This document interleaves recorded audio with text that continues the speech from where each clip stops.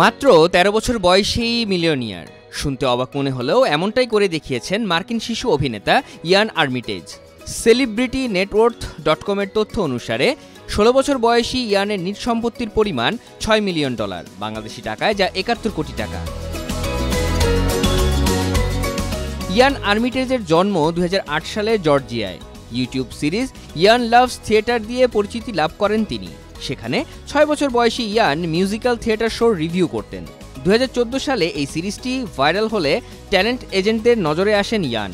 এরই ধারাবাহিকতায় তিনি দ্য প্যারিস হিলটন শোতে অংশ নেন।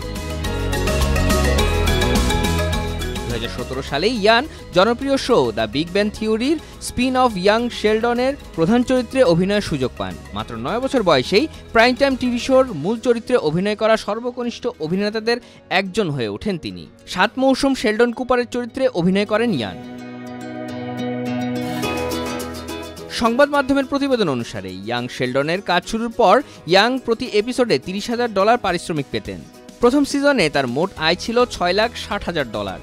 পঞ্চম সিজনে তার আয় বেড়ে দাঁড়ায় সিজন প্রতি $১.১ মিলিয়ন। এর সুবাদে মাত্র ১৩ বছর বয়সেই তিনি হয়ে ওঠেন বিশ্বের সবচেয়ে কম বয়সী মিলিয়নিয়ারদের একজন। অভিনয়ে ইয়ানের অভিষেক হয় ২০১৭ সালে। ওই বছর তিনি ৩টি চলচ্চিত্রে অভিনয় করেন: the glass castle, ourselves at night ও আই এম নট হিয়ার।